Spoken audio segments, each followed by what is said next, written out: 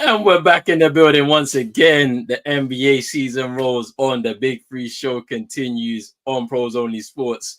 Got man like CM in the building once again. What you doing, my bro? How you feeling? How's your week been? Good week, productive, bro. Big up yourself, big up Chino, big up everybody inside, man. I'm ready to speak hoops once again. Yeah, man, it's been a crazy, crazy week in the NBA, as I mentioned before. Before we break everything down and have a discussion about all the different topics we got for tonight, make sure you hit that like button, subscribe button as well if you're new, notification bell, all of the good stuff right there. Let's get into this. NBA Cup started. Let's touch on that a little bit before we get into the actual topics. But the NBA Cup started this season for the season again. I enjoyed the format last year. If you could think back to it, bro, what's your thoughts on the NBA Cup for this season? Are you excited to see the group play and then the knockout stages coming on over the next few Yeah, months? it's interesting. I think last season the incentives that were brought with the competition really allowed there to be a sense of competitiveness in the first kind of quarter of the season, where generally speaking, you don't usually see players take on games with a level of rigor and the intensity as they did. So you're hoping you'll get the same out of that. And if you look at some of the matchups from the previous night, you kind of see a lot of close matchups, teams fighting to stay within the game and try to pick up that victory. The Lakers, they're the reigning champs of this cup from last season, so it's going to be interesting to see how motivated they are to defend it, because this is the most important thing, right? And we always have this conversation with the All-Star game when they make, and funny enough, they're in conversation, serious talks of trying to change it up for this year again. Mm. But whenever you bring in something new, you have that honeymoon period in the first year. How are you able to allow that honeymoon period to then consistently transfer over to the next year and the next year and the next year, keeping it fresh? And the most important thing comes when you allow the players to feel like they need, they are required to have a level of competitive spirit at this stage of the season. And for years and years, we've spoken about how can we bring that level of competitiveness back to the All-Star game, and it's kind of looking like a lost cause, because you can't really find an avenue where players will consistently take that game seriously in this day and age of football, sports and basketball. So you hope for this cup, which there are more incentives. It is the first half quarter of the season. You hope that they do look at this competition as a way to almost sharpen up the tools and use it as an early curtain raiser to bigger and better things, Mm. as well as also raising the legitimacy of the NBA Cup over time.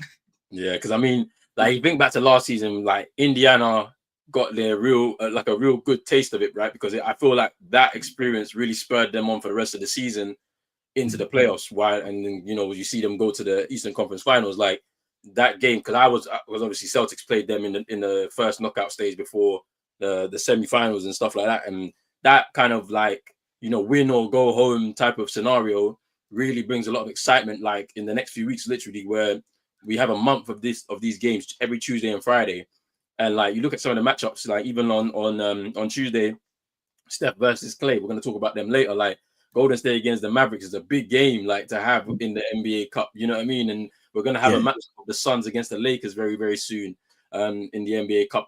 On Tuesday next week, the Cavs, who are 13-0 against the Celtics, a big matchup in that NBA Cup, and the Celtics lost against the Hawks in the NBA Cup. You know what I'm saying? So like, there's yeah, always to play for, literally. And then once you get to like mid-December type of time, or not even mid-December, start of December, we start going into the group games, to the end of the group games, and then it's like we start to decide the wild card. So it's a really good thing that they've done to just inject some life into the regular season.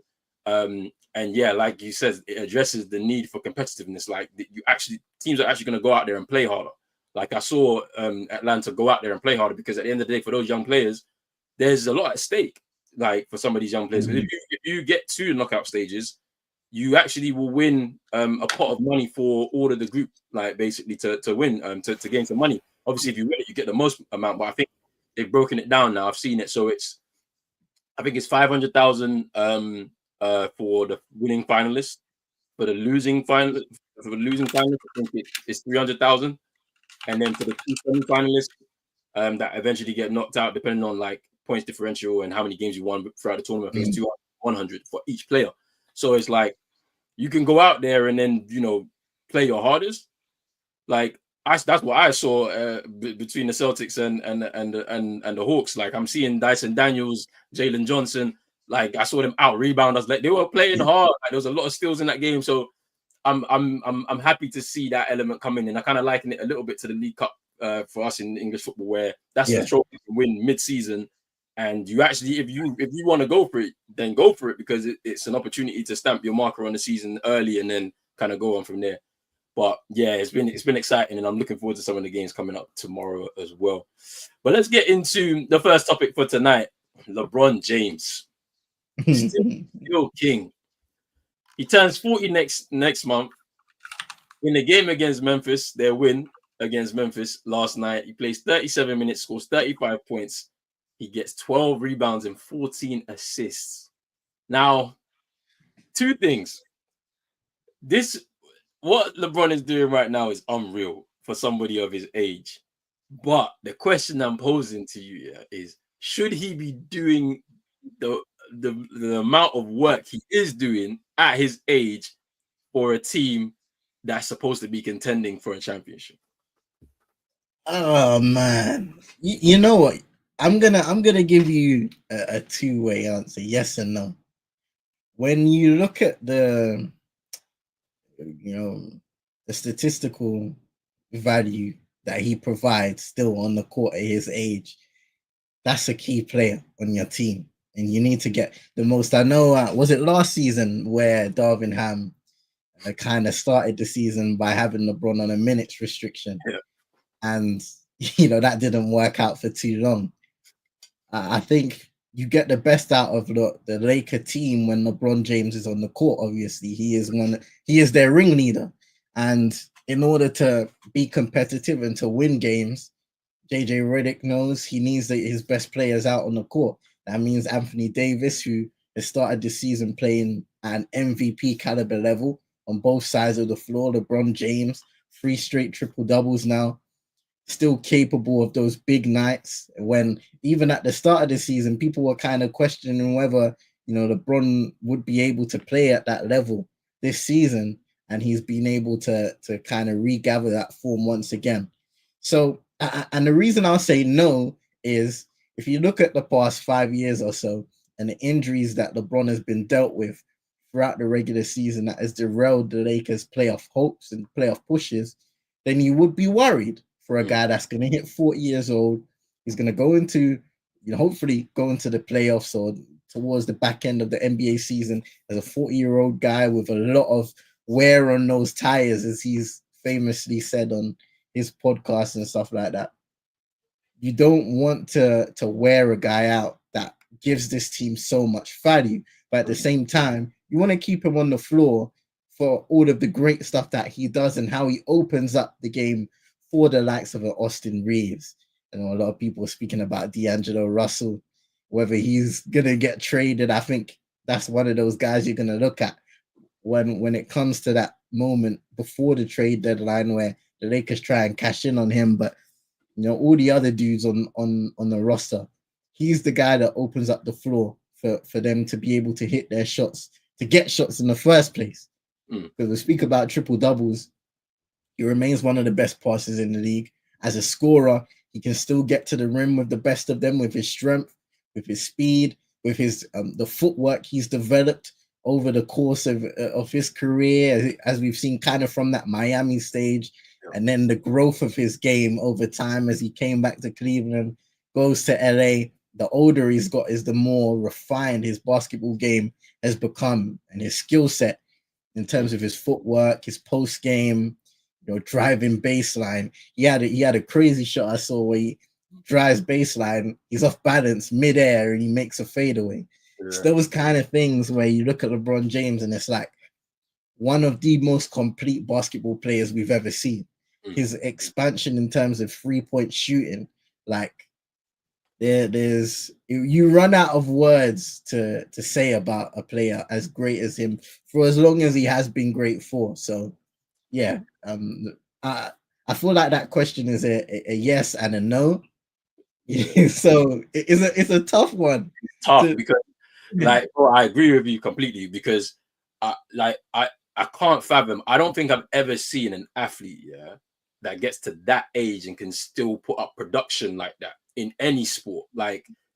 Because I was watching Starting Five before the season started on Netflix, and they were showing like I love to see the kind of behind the scenes for what happens with the players, right? Because we all know they're human beings, they got lives and things of that nature, but for them to stay dedicated to what they're doing, he invests a lot into just his game day routine.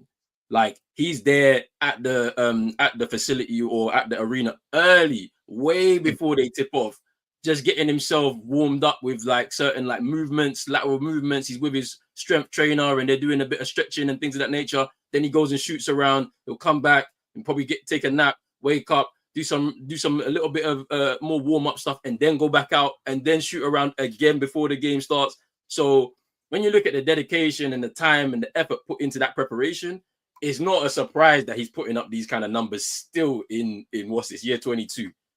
But the issue is that you're expecting a team.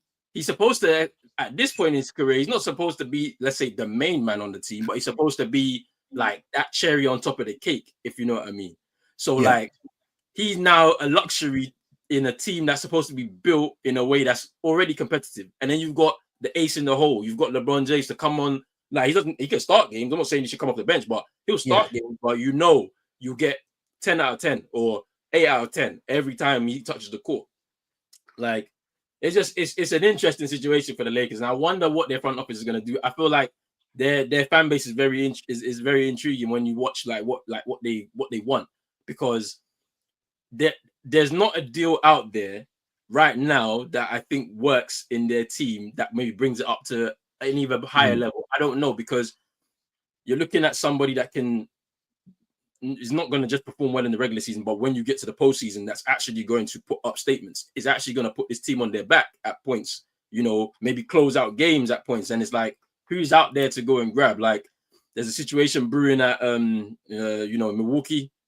We don't know what's going to happen. I feel like they said Dame and Giannis are off the table, but everybody else is up for trade. And then there's the situation at Atlanta. As I said I was saying it during the games last week and this week, that Trae Young seems to be in a state of flux. They want to go young. They have a good team without him, I think. Not one that's going to be competitive in the East, but he seems like he sticks out like a sore thumb for me, right? And maybe there's a situation there. You want to, find a trade with him and what players in your team. And then there's another interesting situation brewing somewhere. I'm just trying to figure out where. I think Utah. So Walker Kessler has been named a lot in some situations with them and bringing him in. I wonder how that looks for them. But yeah, I think LeBron's doing really, really well, and it's just crazy to see what he's doing at his age and how long he's been there. But I don't know if him doing this and AD doing what he's doing is enough for them to be competitive. That's what I was gonna ask you, bro. Like, I don't think the Lakers are anywhere near title contention, much less being a team that gets out of the West. I'm not saying that they couldn't make a run, but as we look at the roster on face value today, I look at a lot of teams in that Western Conference that are much better than the Los Angeles Lakers and have been much better than the Lakers. Whereas I see, look, they have two great players. And I know for many, many years we've said any team with LeBron is capable of making a finals run.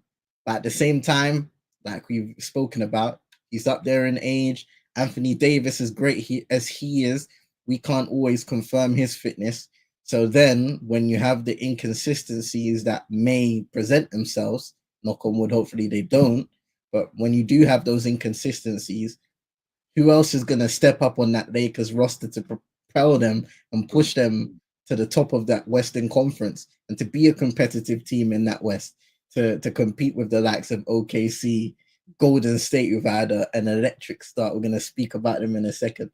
Phoenix, Denver, who, when you look at their Western Conference Finals matchup, sweep Yeah. So Yeah. it's a tough one. It's a tough one. Let me say hi to people in the chat right now. Big up to Big Dog. Says Jokic is king. Respectfully, that game on I don't know if you watched it on Sunday, bro, against the Mavs, or he took over in that fourth quarter. Jokic, he took over. Kyrie was going bam for bam with him though. I can't lie. Kyrie was hitting threes. I was like, hey, this could be a tight game, but he took over in the end. Big up to yourself, my bro. Big up to SK in the building. Hey, on Tuesday it was peak. I was so frustrated watching that game, bro. I could not believe what I was seeing. Dyson Daniel got 6 steals. They out rebounded the team by 20. I was like, yeah, nah. Then they had a back-to-back last night on the road against Brooklyn and got the W. I was happy with that. But I'll take 10 and 3 for the start of the season. I'll take it. But we got to be better on defense. I got to say that. Big up to Super Nick in the building once again. Hope you're good. Thanks for stopping through. Hey, this is nasty. This is nasty work. I'm trying to stab. I just noticed the shirt. Nasty work. This is nasty work. Cool. Hey, next topic. So the next topic we've got for tonight. Just give me 1 second. Let me pull it up. Yeah, this is an interesting one. So something came out over the last few days. Brian Windhorst said that the Lakers are only allowing Bronny James to play in G League home games. So I believe it was last week he made his debut, or was it Saturday? I think he made his debut for the South Bay Lakers. First game in the G League. You know, I feel like I don't believe he's a two-way player. I believe he's signed fully for the Lakers, but they're lending him to the South Bay Lakers season. So it's a bit of a strange. The way they described it was he's going to be on a shuttle between the G League and the. I don't think it's an unusual thing. I feel like I've seen it before. It's just unusual for a late second rounder for that to be the case. Like usually, if you're in that stage of the draft, you're a development player, so they give you over a full season. You're in the G League. But that's interesting, right? So this is what he said, and take this with a pinch of salt because journalists, they love to just throw out rumors. They don't know what's going on. They love to stir things up. But this is what he said, right? This is on his podcast. He was like, he's only going to play in the South Bay Laker home games. He's only going to kind of be a part-time G League player, and he's not getting on United Airlines to fly to these road games. I know he's getting somewhat special treatment and nepotism. That's fine. Honestly, I don't care. Like I said, it's normal. Now, I think it's actually detrimental to him. I don't like that. I don't know whose idea it was, but obviously the Lakers are fine with it. They're doing it. On this particular instance, I think that's gone too far, and I don't think it benefits Bronny. I don't think it benefits the South Bay Lakers, and I don't think it benefits LeBron at this point. So, what do you think about that? Because if this is true and they're restricting him from playing the road games, right? Don't you think it's kind of removing the experience that he'll need, as a full-time NBA player, you're going to be doing the road games, and like we've seen so many good players come out of the G League because of that development stage. That is crucial for them. Like we have champions that have elevated from the G League. Like for example, we have an NBA champion. Derek White was a G Leaguer. Like he was a G Leaguer. Look at the development in his game. Like, what do you think about this? Like, if he's only going to play the home games, or like, is it just to protect him so that he doesn't do the traveling, or like, is it going to stunt his development? Like, what is this? That's a tough one. I would think that's the case to reduce the burden of travel, considering he's going to be. And the question is, well, if that's the case, how involved is he going to be in the main team? Because if you're going back and forth, that's a lot of kind of chemistry building and adjustments that you have to do. And that's very difficult if you're committing to that for an entire NBA season, your rookie year in the NBA and the G League. You mentioned playing away games, massive adjustments that you do have to make and get used to when you go to opposition floors. A lot of people have been speaking about the Intuit Dome and how they have that massive wall. Just continuous experiences like that are great when it comes to allowing an NBA player to get used to playing in different environments. And at the end of the day, playing at home can give you a slight advantage when you get comfortable being in that environment. But at the same time, I do understand why they've done it. in terms of Bronny being on the Lakers with LeBron James, essentially traveling with him a lot of the time and experiencing that NBA, experience together as a father-son duo. Yeah. In terms of his development now, you hope that he finds a level of consistency at some point, wherever it's going to be, whether it's the G League, whether it's the main roster, so that he can develop his game with less pressure. Because what we've seen is, right, because look, second round draft pick, high in the second round, because of the media coverage and who he is, I feel like there's been a lot of unnecessary hate and an unnecessary coverage. And of course that goes hand in hand, right? Because the Lakers are taking advantage of the situation and so are the media. So everything goes hand in hand. But essentially, the way people are speaking about Bronny shouldn't be the case for a guy that's been drafted in his position. Of course, you do find success stories here now and then, but a lot of the time you don't. Yeah. So I think going into the season, we knew Bronny wasn't going to be that fully fledged NBA guy that's going to contribute to that Lakers team and add another crucial piece to them hoping to become a better side overall. But now what I'm kind of hoping for is that he finds consistency within his situation, and that doesn't hurt his chances of improving as a professional. Because going back to what I said at the start, I can only imagine how difficult it is to constantly go from one team to another constantly. How does that affect your opportunities to build a camaraderie, especially in the G League, where when you look at a lot of those guys, it's competitive. Sometimes, players are slightly more selfish because they want to put in the work and showcase that they're good enough to play in the NBA and not just remain in the G League. So, when you think about him traveling down to the G League, what kind of treatment is he going to get there? Are people going to be resenting the kind of schedule that he has, knowing that he's always going to be going back and forth between that main roster and the G League? How is that going to affect the relationships he's going to have to develop on that team, and of course the opportunities that he gets, and then the opportunities to grow as a human being, as a professional, and as a basketball player? So I'm just hoping that this little situation doesn't stunt those things that I just brought up.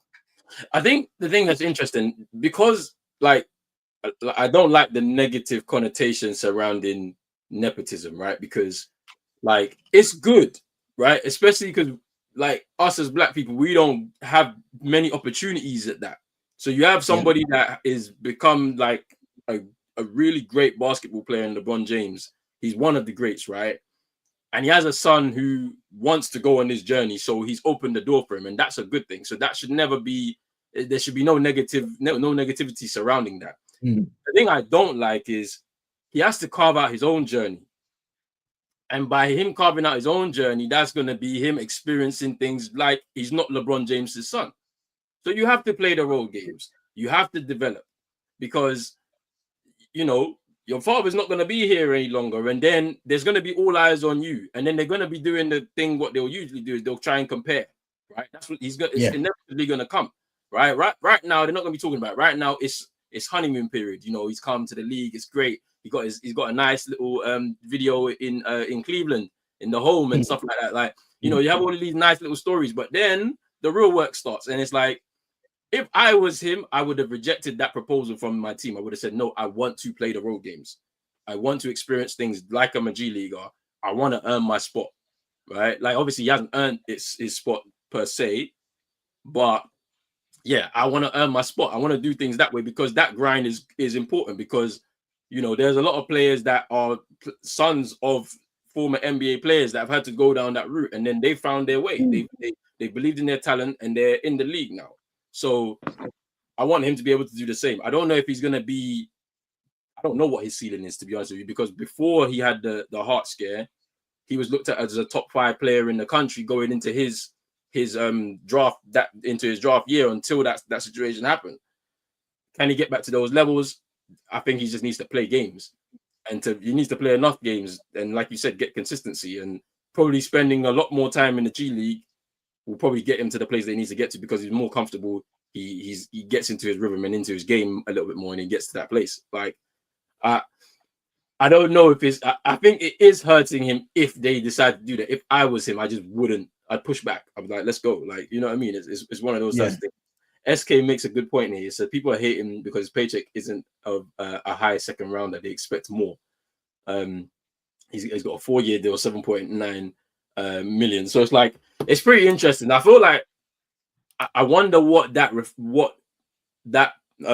contract is a reflection of, because this is not an unusual type of deal, if you know what I'm saying. So Jordan Walsh was what was he? Was he the 33rd pick in 2023?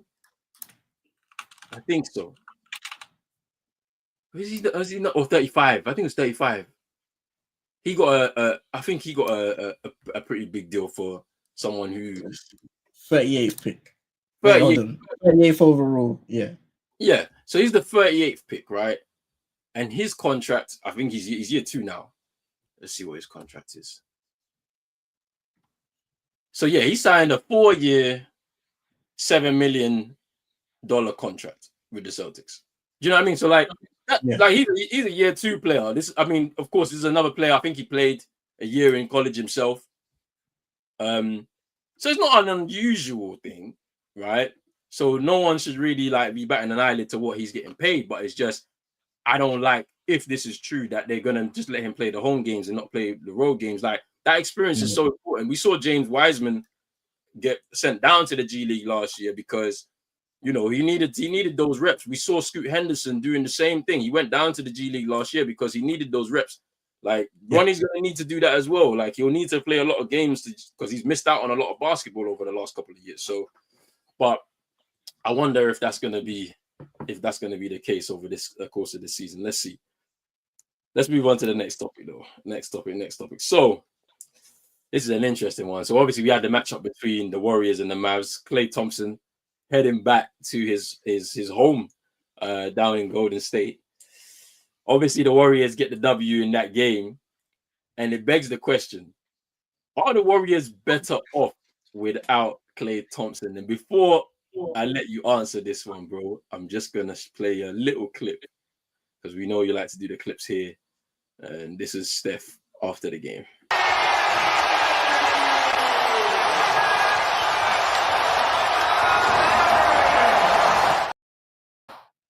So that was Steph hyped up after the game. He gets the dagger 3 as signature Steph. And that hits the night celly. And then he goes to the camera and he's mumbling something. I think a lot of people tried to translate. I couldn't really make out of it, but I was like, "You want to stay here? You should have stayed here," or something like that. And I think it's just a bit of like, you know, trash talking and camaraderie with a former teammate. There's nothing really anything into it, but it made me think, like, when watching them, are they better off, the Golden State Warriors, without Klay Thompson in their side? Will we find out? Because obviously regular season is not the easiest place to judge. It's postseason where we can really judge. But looking at them right now, are they better off without Klay Thompson? I think, you know, from hearing different points of view, it seemed as if Klay Thompson mentally had checked out of being in that organization. And perhaps that goes even beyond his play, because that, as we do know, the mentals can contribute to your physicals and how you're able to perform as an athlete. And hearing Draymond Green speak in the off season, just numerous guys speak about the situation and how potentially that had soured that relationship between Klay Thompson and the Warriors organization. I think maybe that was weighing down on not just him, but the entire team. Now, of course, we have a smaller sample size this season, but the Warriors are 9-2. They've beaten the likes of Dallas, OKC, obviously. That was a really big victory for them. And Boston in their last 4 lost to Cleveland, who remain perfect in the league so far. 3rd best offensive rating, top 5 defensive rating so far in the NBA. Buddy Hield was getting a lot of plaudits for how he was able to hit the ground running. One thing I'll say about him is, we saw those kind of 25 plus point performances. Those will happen every now and then, but he won't be able to keep that up. So he will have to stay consistent with his shooting in order to continue being a valuable player in this team. I mean, he did have a couple of rough nights against Cleveland and OKC, but for the most part, he has had a decent start to this season. Steph, Draymond Green remains as one of those guys who can compete at a high level on both, defensively and offensively, the value that he gives to this team. So right now, the Warriors are in a groove, and they are a better team than they were so far in comparison to last season's outfit. So you could say yes, but let's see how the season continues. Good W against the Mavs. Like I said, superstar performances continue from Steph Curry in terms of his shooting, in terms of his playmaking, his overall ability on the court. And yeah, man, it was a nice return for KLAY as well. Yeah, he had a little sequence where he hit a couple shots in back-to-back possessions, had a little shimmy. The Warriors crowd were tributing him and with the little captain hats and all of that stuff. So yeah, it's very wild that we're in this moment, where the Splash Brothers are no more in the NBA. And a lot of those guys have spoken about how wild it is, whether it's Draymond or Steph and even KLAY. But yeah, I think the Warriors have had a really good start to the season. Both teams are going to be competitive in this Western Conference with the level of talent that they do have. When you look at Luka, Kyrie, the two Daniel Gafford and those guys, like a very talented rosters on either side. So yeah, I think if the Warriors can continue doing what they're doing, no doubt about it, they are a better team. And I think a lot of that goes into perhaps the improved atmosphere and the weight that has been lifted on both KLAY's side as a player, but also the Warriors as a whole and that team, bringing that sense of togetherness back into the fold. The thing that's interesting about that is that, like, I don't know if this is gonna, like, how long will the Mavs have to wait until we actually see the KLAY that we know he can be? Like, because it's pretty interesting when I look at it, because it is weird to see him in a different uniform, like seeing KLAY Thompson with the Mavs. And it's like, I watched that game against so it's the game against Denver on Sunday night between the Mavs and Denver, and I was like, KLAY looks kind of out of sorts, especially late game situation. I mean, I feel like in many teams, if you've got a guy that's got a hot hand and you just kind of let him go late in the game if you want to win, and they weren't really deferring like at all. It was just Kyrie was just shooting the three ball really well in that game, and he was just going toe to toe with Denver by himself. And it's just like, I wonder if the Warriors felt, you know what, after that injury, we gave him 2 years to try and get himself back to back up to speed, or back up to the type of player that we know he can be, and he just never got back to that level again. KLAY Thompson, like that Achilles injury really killed him, and he wasn't able to move across the floor like we've seen him do before. And you know that their defensive pressure is one of the best in the league, or was in the league when they were winning those championships. And even when they won that championship in 2022, he was still shooting at a great clip. I'm not saying it's bad. Like, he still shoots at like a really good and above average level for a player in the league, but it's not the same. So maybe they are better off without him, the Warriors. But once again, it's just too early to judge. Great start to the season, but when we get into the playoffs, that's when we're really going to be able to see it. And if they do get there, because West is so competitive, things could change. Literally, your team goes on a run and it just kind of turns things around. So we wonder where they're going to end up in the West. But I don't know if the Mavs have made a mistake in bringing him in and then maybe getting rid of someone like Daniel Jones Jr., because like someone like him, he will try and guard your best player in the game. I don't know if KLAY is going to do that, like, and if he'll be able to do it effectively, but we have to wait and see. Big up to man like General in here as well, man. Said big up Jordan Walsh, big up yourself, man. But yeah, let's wait and see what happens there. All right, we got the next topic to move on to. Where's Chino at, man? He said he was coming. That's what I was just wondering. He said he was coming. He said I'll join in a second. He's not here. But let's move on. Let's move on. SK saying Clay's in his Lampard at City face. I'm telling you, man. I mean, Lampard still back. He backed the few still for City. I can't lie, but yeah, you're right. You're right.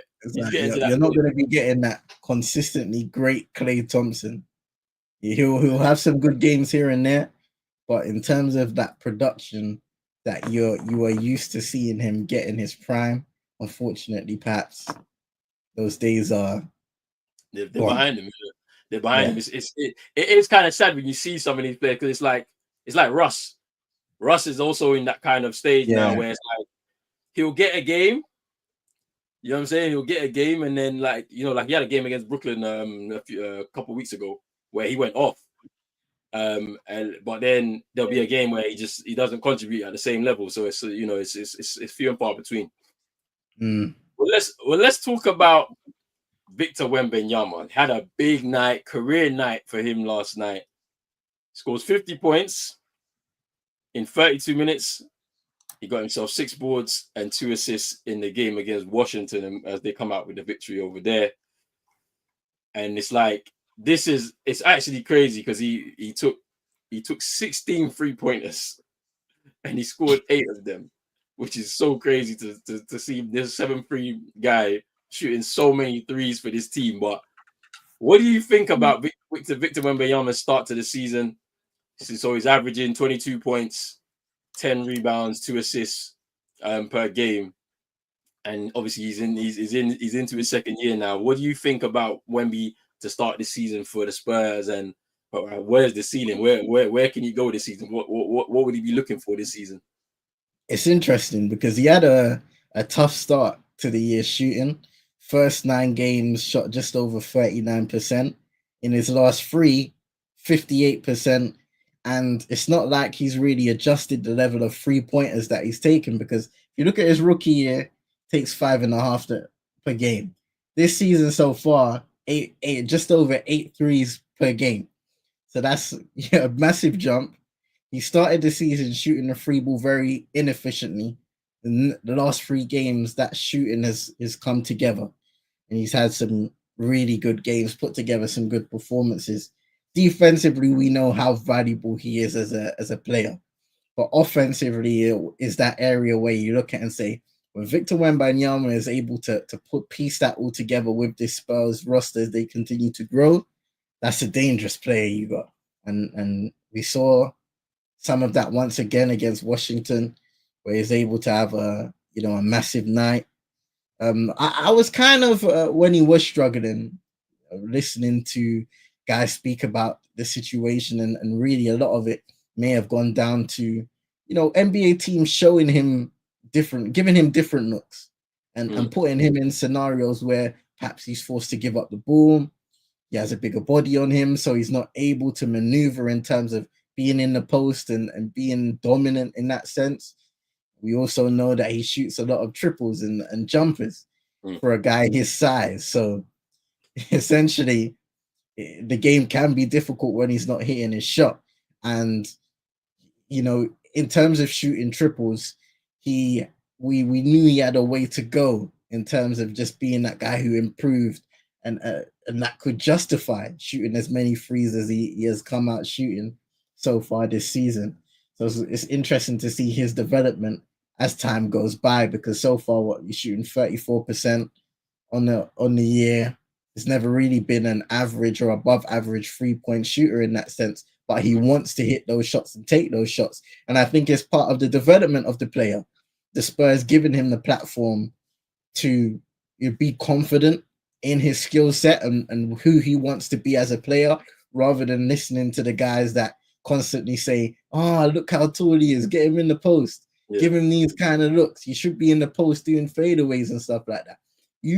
For what people don't realize is, for any sports product to be unique and to stand out, you need players that are unique too. So the great talking point on Victor Wembanyama is the fact that he is unique. He is a talent that hasn't really been seen before Yep. in basketball.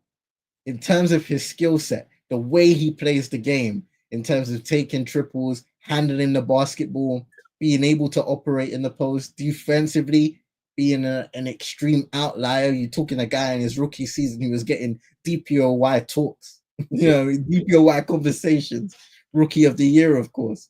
So you need to allow this guy to grow into himself as a player and to become as unique as possible. So, I don't have a problem with him shooting that many triples as long as, it helps the team in the long term and it helps the player in the long term develop. But, for me, if he's able to continue with the level of efficiency he's shown in these last 3 games, he should be all right. But I look at, he has a long rookie season, demanding. Then you go into the Olympics and they make the championship game, all of the emotions that go into that. And then you go into the off season, wanting to put in the work, making sure that you're ready for the Spurs. I remember hearing something saying, Greg Popovich kind of expected a slow start and speedy recovery to Pop, who had a mild stroke actually recently. So speedy recovery to Coach Pop. But yeah, even he wasn't really expecting Victor to explode at the beginning of this season. So what we're probably going to see now is him grow into the game and improve once again, just like he did in his rookie year, and he'll be able to have that comfortable platform of growth with the rest of this Spurs roster. You know what's interesting about Wemby though? It's like people act like because he's not, utilizing obviously his the ability of him to kind of operate in the post areas. Yeah, it's not like he can't develop. It's not like he can't develop that. He can develop that. Like he's got a long career ahead of him. He can develop that part of his game, and all of a sudden, you're talking about a player who's near enough complete. Someone that and that's the thing is that I think he's going to be in the lab learning these types of things, like trying to add these things to his game because that's going to help him become a better player overall, and help the Spurs as well because they've got a good young team going, and then you got Chris Paul, Harrison Barnes there just to guide them guys a little bit to just steer them in the right direction. It looks like it's going to be really, really good. Let's get into this comment here by Gemmo. He says, I'm interested because yes, this is the laziest or easiest comparison, but I'd like to see Wemby and Chet comparison as to where they get the ball in possession. It's interesting because I don't think Chet will have much of the ball in the OKC team. Ball handling responsibilities are going to be in the hands of Shea or J-Dub, to be honest with you. All right, so it's like, I'm not so sure he's not going to get as many touches. His usage is not going to be as big as Wemby's.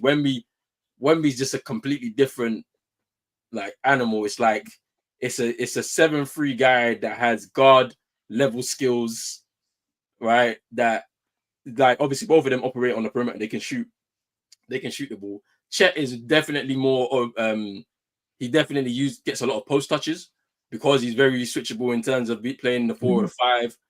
So he can also operate there. And then obviously both of them are rim protectors. So it's like it is a very interesting race between the two of them. And obviously, I think where was Chet last year? Was he second in rookie of the year voting? Yeah, I believe so. Yeah. Yeah. So it's like they're very close, and that rivalry is there. We know that that's something that's going to be hyped up a lot over the next few years of their careers. The only thing is, it's not competitive right now as you look at both teams, because we blew the Spurs out of the water. He didn't have a good game against us in our first matchup of the year now, but it's definitely one of them ones you can see down the line being one of those hyped up rivalries. And the NBA, well, they thrive off creating those kind of narratives, and those guys coming in at the same time, growing as NBA players in their second years too. It's definitely something to look out for. Yeah, it's interesting, because yeah, you're right. OKC are way away of them in terms of being competitive, right? Like it's probably a couple of years before we'll see this Spurs team really competitive in the West with a lot of experience under the belt of some of their players, but we'll see. Jim was also talking about these. Apparently, Valanciunas is a target for the Lakers. Yeah, that was a very weird one. Him going to Washington. because he's wasting his time there. I don't know what's gonna happen like with that. I feel like that's something it's another one that could potentially happen there for the Lakers. I saw something about Nick Vucevic as well. Yeah, Chicago. that's also another one too. It's interesting, that one Yeah. too, because I feel like they may move off of Vooch and go in a different direction potentially. And yeah, Ricochet, number one pick. He's had a few good games, to be fair, for the Hawks this season. To be fair, like he's not the most, let's say, athletic guy, but I think he's got some good he's got a good foundation in terms of his skill set. So it's gonna be interesting to see what happens with him. All right, next topic, bro. Chino, where are you, man? Hey, this show's about the past, man. We ain't seen no Chino. There's no Chino. Hey, I have stuff for Chino today, man. Because bro, I got stuff for him. Right. This is an interesting one. So we move on to the next topic. So the Bucks needed overtime to beat overtime and 59 from Giannis to beat the Pistons. Let's have a listen to what he had to say after the game.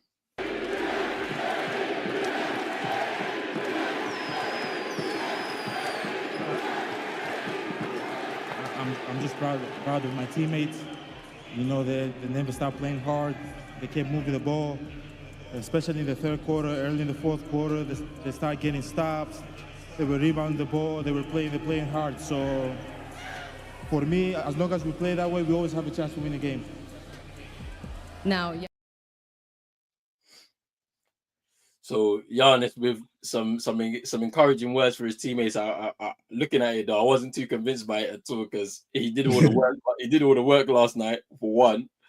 Two, I think interesting thing as well is that he's one of them kind of players that, like, I think divides a lot of opinion. Like, I feel like he is an elite level scorer when we look at his statistics, right? Defensively, he's a really, really good talent on that side of things. But then at the same time, there's always the things behind the scenes where you're not so sure what he's doing or impacting that could negatively impact the team as well. So they nearly lost that game last night. Ron Holland, missed those 2 free throws. They made hard work of it. Obviously, Dame was out, I believe, because he's in the concussion protocol, so he was out of the game. So I don't know when he's returning. They move up to 3-8 for the season, and it's not looking good right now for them because they're making hard work of teams like the Pistons, who, they've not been good for at least a couple of years now. So what do you think about Giannis's big night and how that impacts his team and his teammates all together? Because if they're going to be doing this for the rest of the season, it could be long to get back into the playoff picture. Look, man, we spoke about them last week, and the sentiment hasn't changed. A credible performance by Giannis. In terms of the game, there was incredible shot making by both teams down the stretch. Bucks looked like they were gonna try and stretch out a lead. The Pistons, they made a run. Shout out to Cade Cunningham. He had a good game as well. 30+ point performance. They was unlucky not to win the game on those 2 clutch free throws, but the pressure got to Ronald Holland, and that was a shame. You could see it when he was walking back to the bench, the disappointment and the sadness in his face. But yeah, the Bucks, they scored with efficiency in overtime. Knocked down some triples. Giannis was letting that jumper fly as well. Brook Lopez hit a crazy triple from the top of the key, one of his kind of signature shots.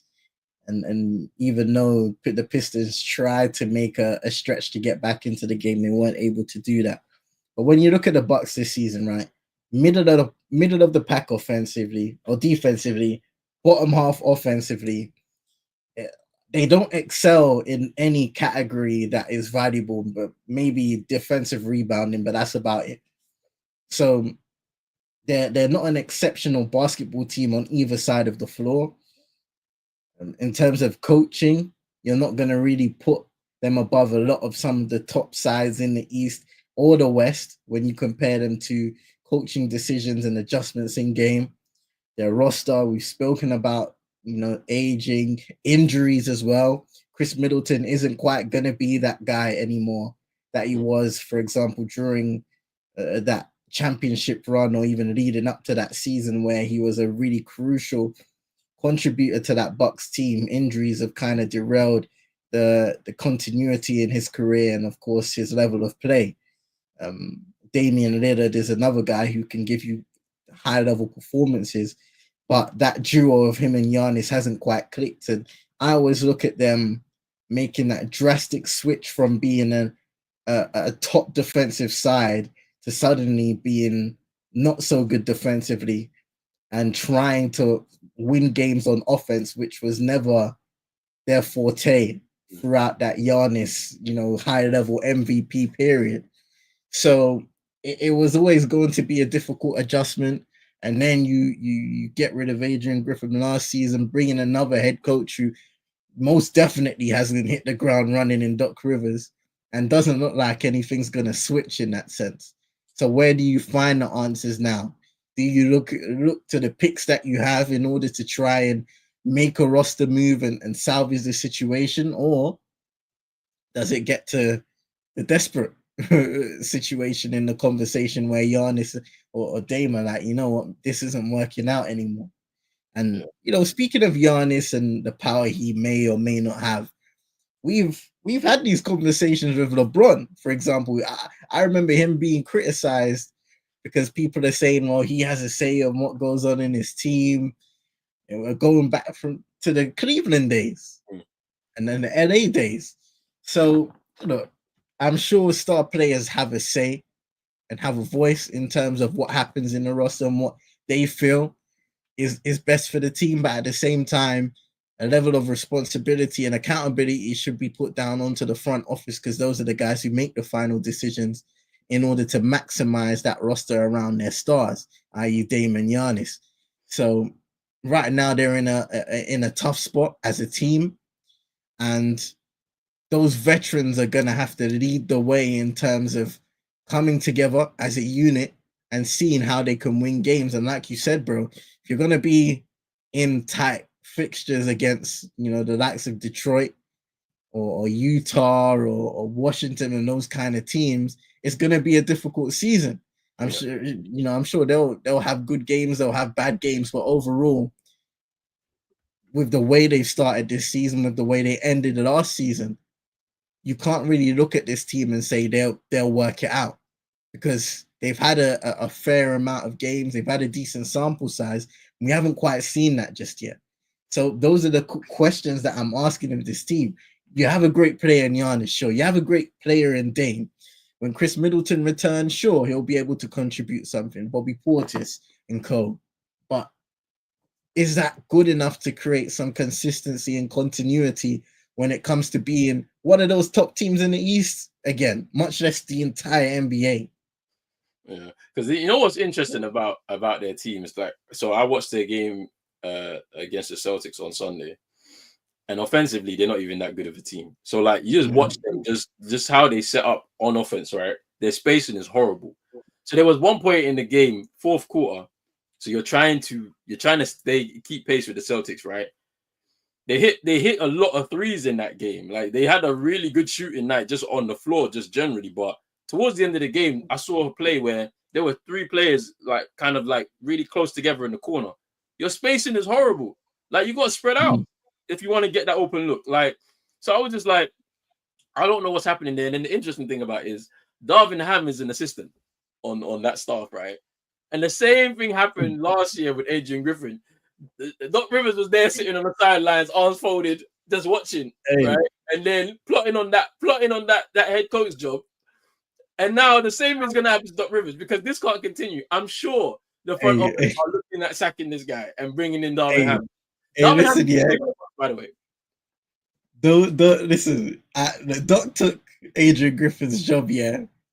But if them man are gonna really take this seriously and do the same thing again, yeah, and have Mr. Salute take over, nah, yeah, compete, salute, nah.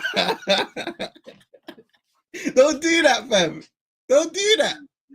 I'm telling you, bro, it's happening. I'm telling you, Darvin Ham will be the next, because where do you go? where do you actually go? Who are you gonna bring in? The only other guy you can think of is probably like Monty. It might be Monty, bro. It could be him. But Darvin Ham Monty's chilling.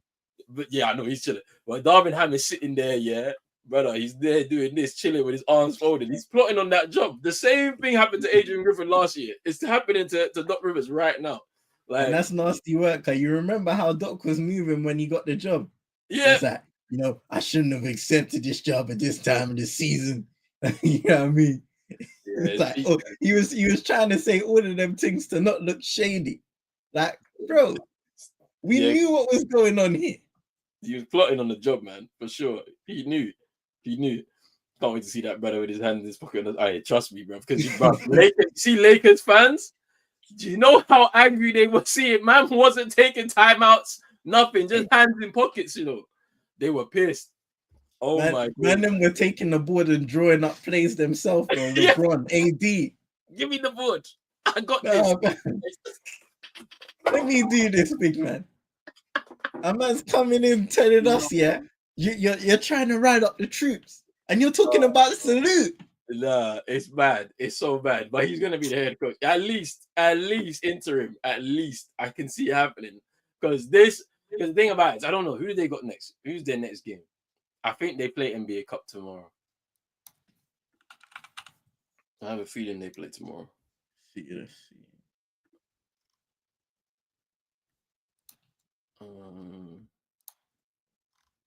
No, they don't. I think they're back on Saturday then.